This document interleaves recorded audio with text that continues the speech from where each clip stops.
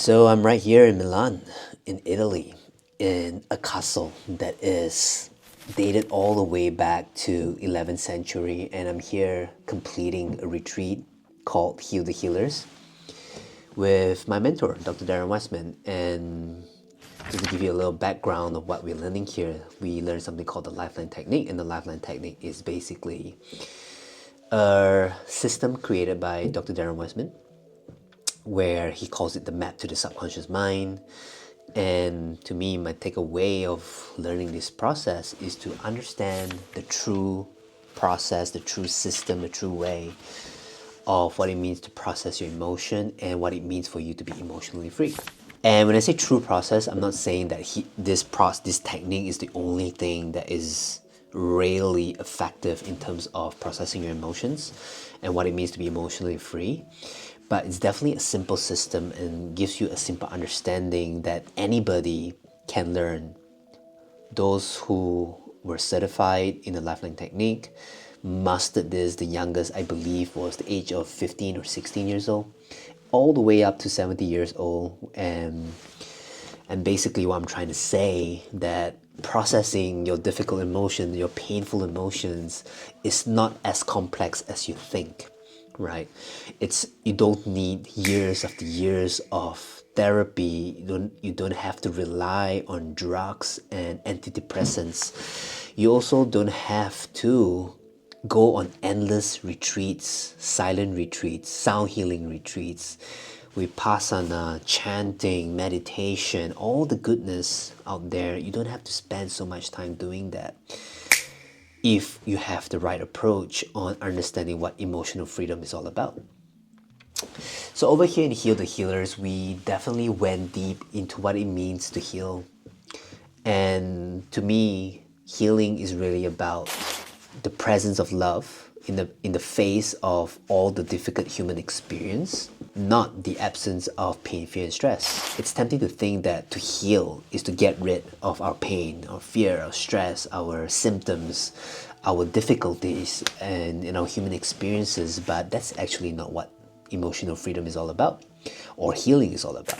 Healing is really the recognition that you as a person is already healthy, whole, and complete, that you as a person has everything that you need, that you as a person is already loving, and have all your needs met. Now, those of you hearing this, when you are in the place of pain, fear, and stress, grieving, betrayed, rejected, comparison mindset, and when you are in the fire, definitely you're not going to agree with me, right? And by all means don't, and because that's not your authentic experience. Because to truly heal is really coming from a place of authenticity rather than bypassing, rejecting, repressing, using all the so-called modalities and tools that you have learned to make yourself feel a little bit better. It's not what this is all about, right? So I got this opportunity to be in this 1 week long of retreat with Dr. Darren Weissman to dive a little deeper on the subconscious mind, how it works, and eventually to rediscover certain things, simple truths, which I would love to share in this video with you, of what it means to be truly emotionally free. So we started off talking a little bit about our human experience, right? What it means to first consciously connect with the present moment, because without the present moment, we can't be aware. And without awareness, we can't make any change. I think the first step to any change, the first step to any kind of like quote unquote freedom is knowing that you have an awareness that is not your thoughts, by the way, or not your stories, not your biases, beliefs, prejudices, and anything that you thought about what your human life is, but rather the part of you that is a witness, that is a consciousness, that is able to experience those things. And the way I put it is like watching a movie, right? Sometimes when you watch the movie, when you watch the protagonist and the actor doing their stuff in the movie, sometimes you forget that you are not part of the movie, right? You're super engrossed in the movie as if you are the main character. But what's really beautiful is that in the movie, you know that you're not that person, you're not that character, and you're someone watching the movie. And it's the same thing with you watching your own thoughts, watching your own emotions, watching your own stories, watching your own behavior, mindset, and so on and so forth.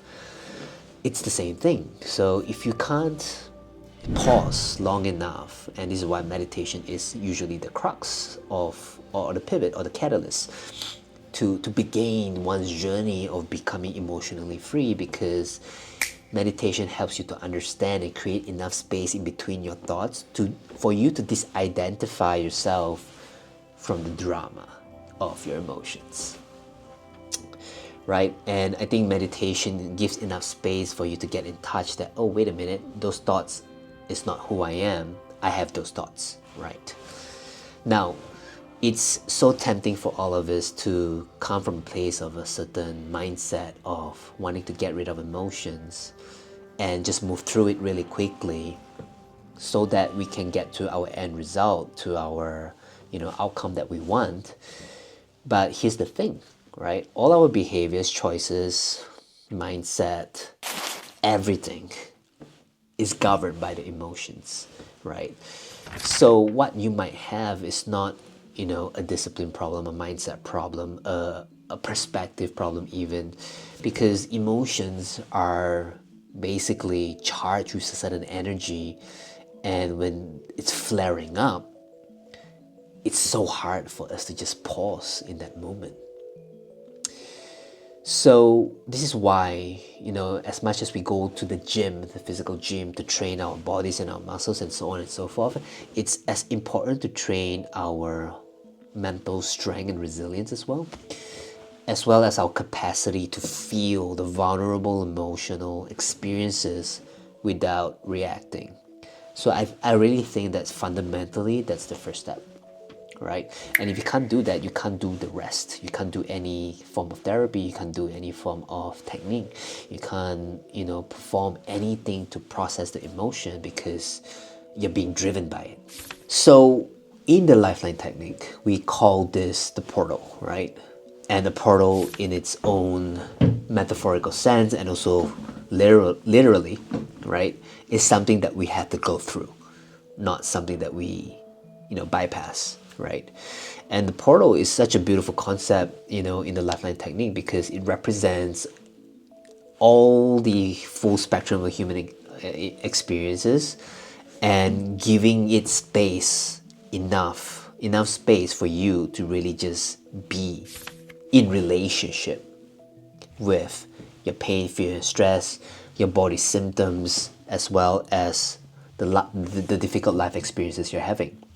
Whatever your beliefs are, whatever your thoughts around it are, whatever judgment that you have, you laid it all out in the table, right?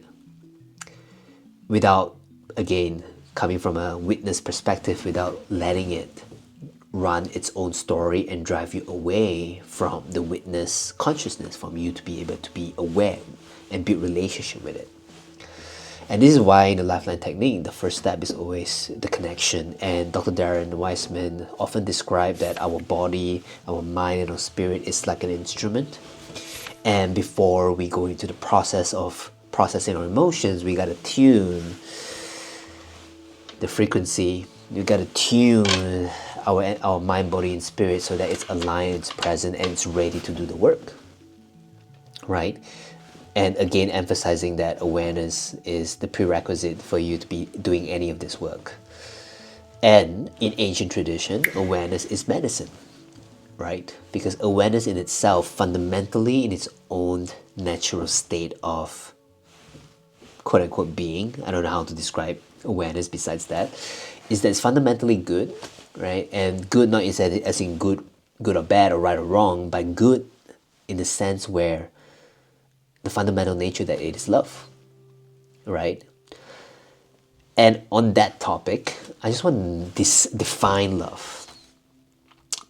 Love is not an emotion, but it's a state of being. And the experience of love comes in the absence of the reactivity of the emotions, right? And I know for some of you that's hard to grasp, but your fundamental presence is love, right? And this is an assumption, and this is as good as a belief for you to step into this kind of work when it comes to, processing your emotions and moving towards the direction of becoming emotionally free. This is a good assumption to have at first, right? And even if you don't believe it, it's nice to give it a benefit of a doubt, to consider it that, okay, yeah, maybe, I don't have to decide yet, but let's find out, right? And it takes some level of openness, willingness to recognize that you don't know what you don't know, and to give yourself that opportunity to find that out. And the only way to find out whether this thing that I'm saying right now actually makes sense to you is for you to have your own experience around it.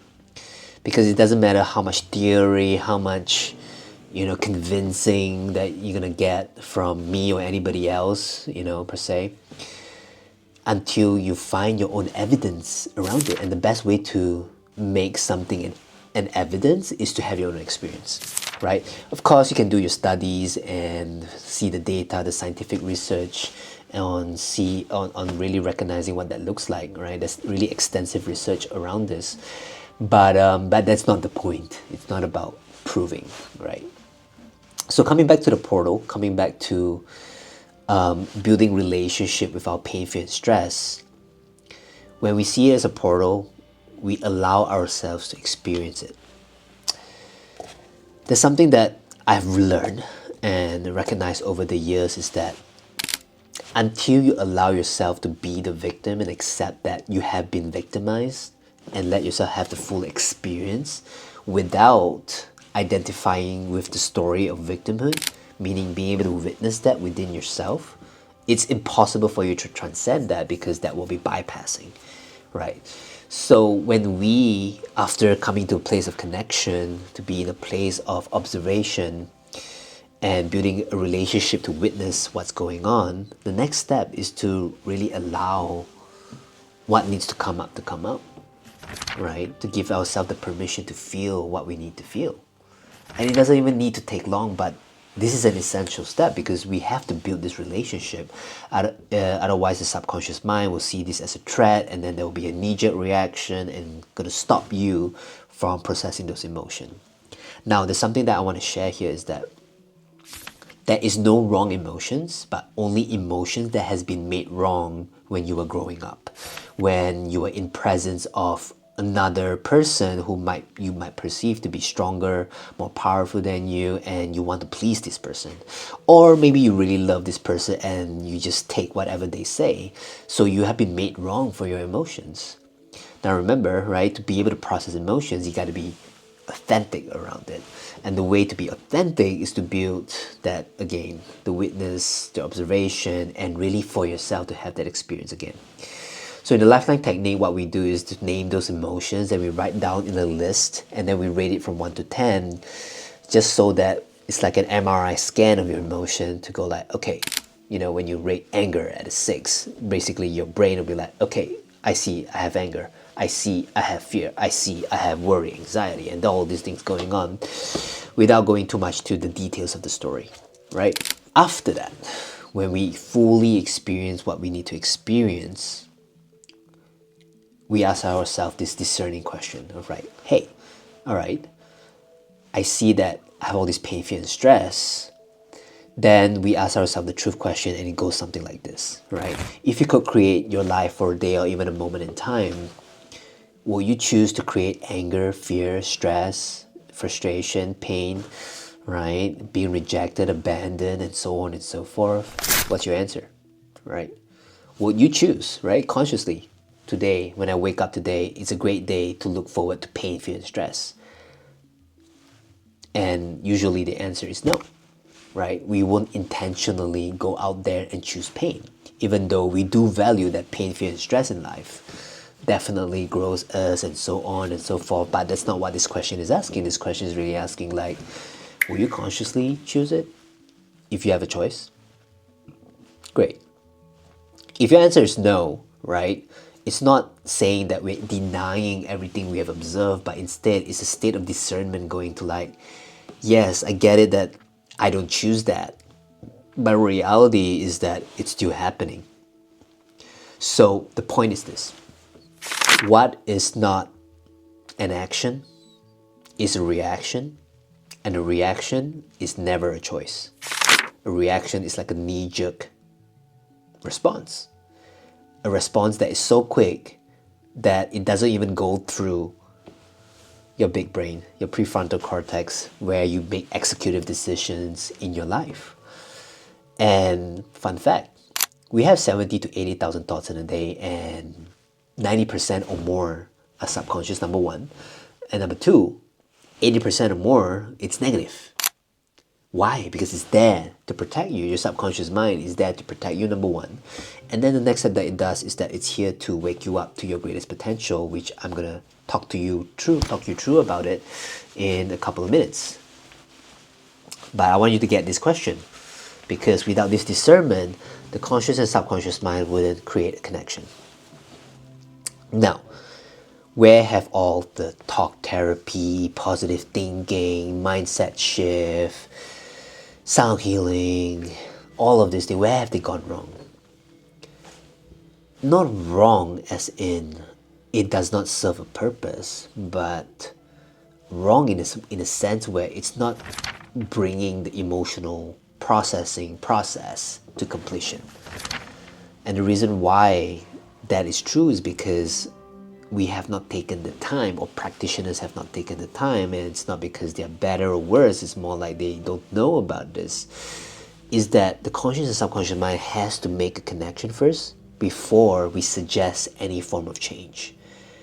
Because if we do not create that connection or bridge the gap between the conscious and subconscious mind to create safety and trust, at least internally in your subconscious mind, to see the value of change.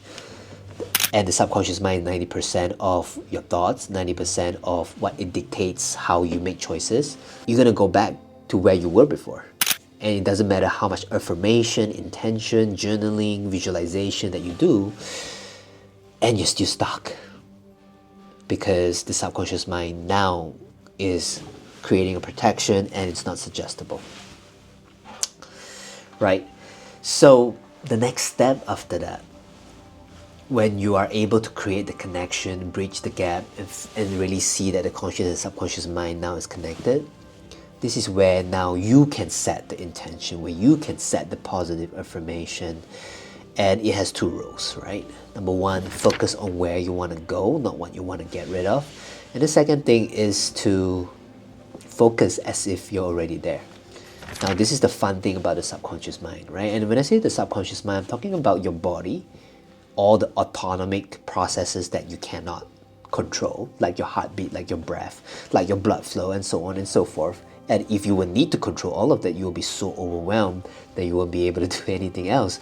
So actually the subconscious mind, rather than an enemy, is actually here to help you and serve all the functions that's in your body. The second thing, when I say the subconscious mind, I'm talking about the emotional world, the energetic world, the things that you perceive but you may not consciously be aware of it. See, there's a part of our brain that filters out information on purpose. Otherwise, you'll be so overwhelming, but because we filter out things, we don't perceive the truth of reality. We only perceive a certain narrow tunnel vision, biasness, based on our own beliefs of what we choose to take in and what we choose to tune out. And this is why we can be in the same room and one person can feel really stressed and another person could feel like excited, pumped up, empowered, and confident. So stress is highly subjective, and getting rid of the stresses like, it's this person's fault, is this environment's fault, and removing all of these things can only work to a certain degree, right? In the end of the day, it's like the internal environment that you need to be aware and conscious of, and it's the only thing that you can control anyway, right? So coming back to the intention, right? Now that your subconscious mind is able to be connected to one another, your intention then has to be coming from a place of love. Now, we had a really, really interesting discussion that is brought up in the dinner table with Dr. Darren, is there such thing as free will, right? When you place your hand with love and you place it in the heart, when you set an intention, is there such a thing where you decide what that is for you? And if you did, is it coming from a higher state of consciousness? Is it coming from a place where you're able to create new reality? Because if it's your ego choosing again, then you're going back to square one. Or rather than trying to set an intention as if you're the one doing it, can you be in a place of receptivity, and when you're in a state of love and presence and consciousness and compassion, what is something that just emerged from the field, the quantum field? So are you listening to a higher order, or are you creating it from your own will? Now that to me is an ineffable process, right? I personally feel like it's a little bit of both. Because the point of coming back into your heart and setting an intention, it's not about choosing what you want from an ego's perspective, but choosing what is the will of the higher self. Now, for those of you who are listening to this and the higher self is your first understanding of, it's a new concept to you, bear with me a little bit, because I think higher self is what I also could synonymously equate to is your soul, or the best version of yourself. That is a part of you, that part of you that wants to love everybody, but that's somehow impossible, or the part of you that wants to do your best, but for some reason it's not doing it. Right? So it's the part of you that is at your highest conscience, and that you want to be able to fulfill not just your needs, but everybody's needs around you.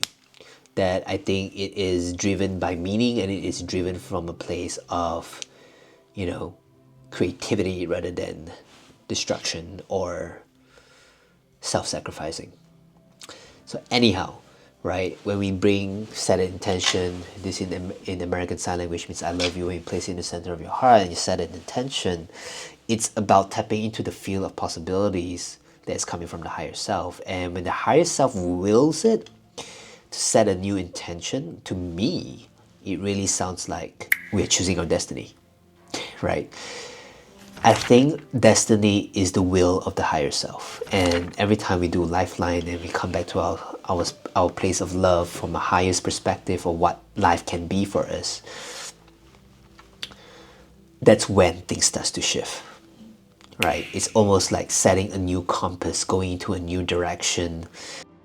Could be an unknown, but to me, how I define the unknown is the doorway to infinite possibilities. When we get there and we feel the love that is there, that's usually words that comes out.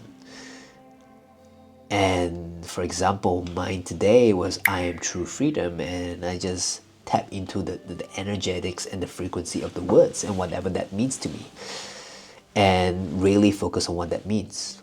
Now here's the thing, here's the fun part. Now that you have an intention, and to me intention is like a focused attention on what you're choosing to become, what you're willing to become. The subconscious mind, because you have built a relationship with it, is now following you, following the conscious mind. Where do you want to go? Where do you want to direct? Now it becomes a partnership to get to where you want to go, rather than a part of you are in conflict. Now this is where the process gets really interesting to me, because now you're bringing your whole self into the idea of changing for the better good, for yourself, for your relationships, and for everybody else around you.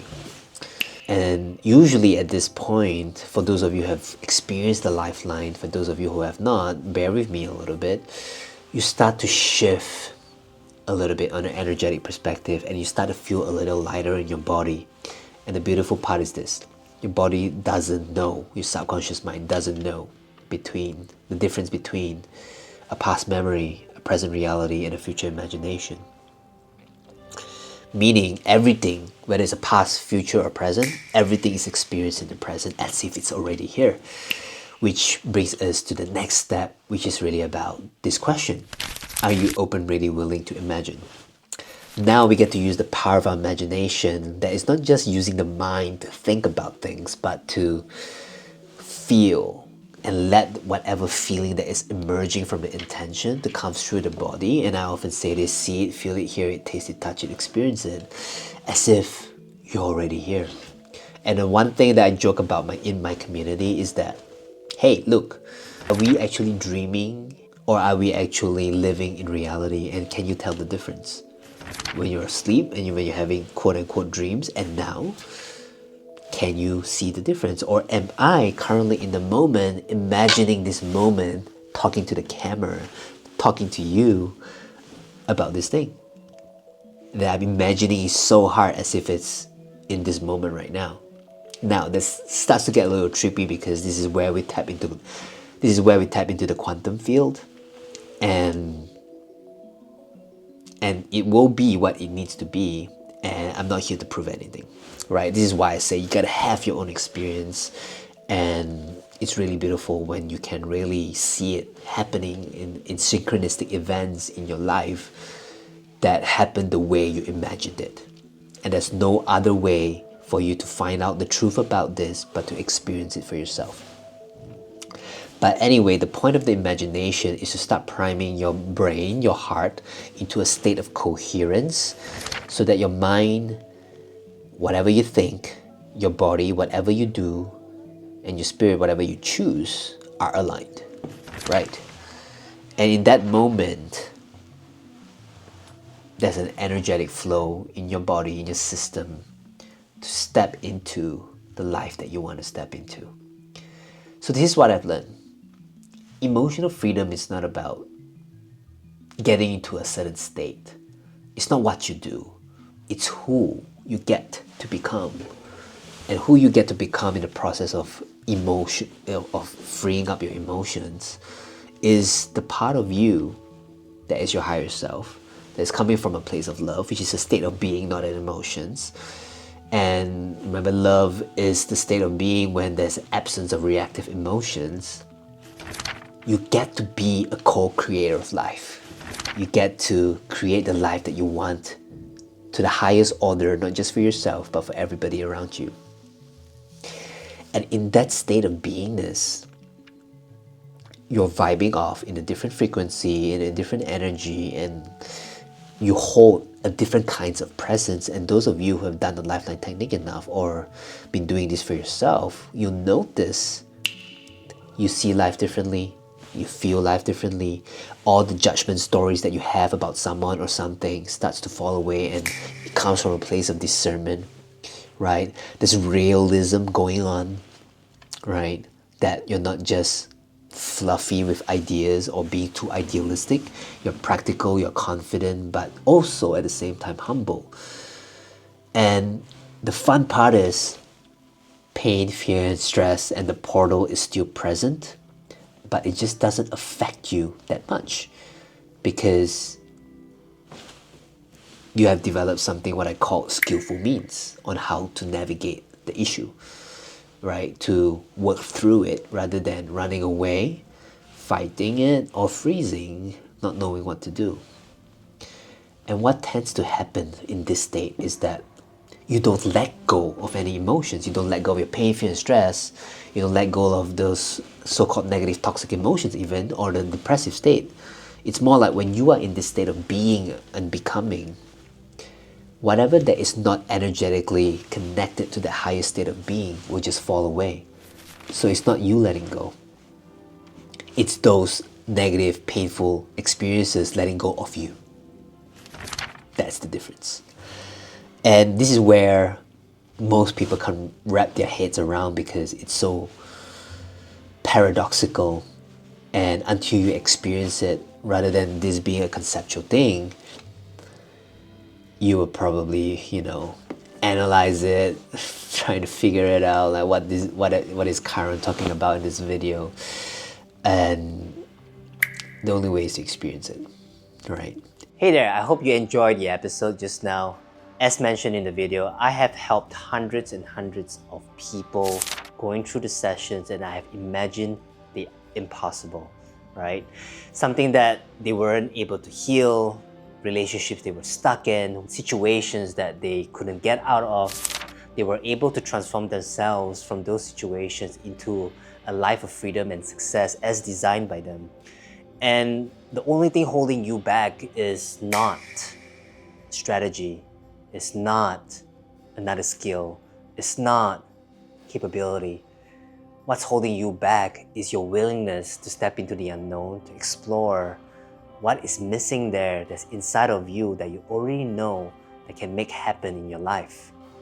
So I would like to invite you to come and join me with a 45 minutes call with me. Something that I don't usually give out to people, but what I would like to do with you in this 45 minutes is to come in, to have a conversation with me, to explore the unknown, to really understand what's missing that you're not seeing, what's already inside you that you already have, and what you need to actually take you to the next level of success that you're looking for. What you can expect is this, right? I'm gonna go through something called a resilience audit. We're gonna really look through your life and really look through what environment, what mindset, what relationship is holding you back from your greatest version of yourself and the greatest version of your life. And then we're gonna walk through a 5-step roadmap that I designed for everybody to personalize it for you in your situation and the exact step and strategy on how to make the next breakthrough that you're looking for. Whether it's within you personally, whether it's a health conversation or a relational conversation, or in the business conversation, I'm able to help and support you in that perspective to tailor these same methods into your life. And then we're gonna have an experience with one another, what it means to process emotion. I spoke a lot about emotional freedom in this episode. I would like you to experience what it looks like to actually experience that rather than making it all conceptual. And then if it's a good fit between you and me, we can talk about next steps in that call as well to see what is possible and what kind of transformation you and I can co-create with one another to take you to the life and the business that you're looking for, and especially 5xing your income, impact, and inner peace, which is what I have done with most of my clients. If this is something for you, the link to book a call with me is down below in the description. So if you see an opening slot and if that's for you, go ahead and book it right now and let's make this work.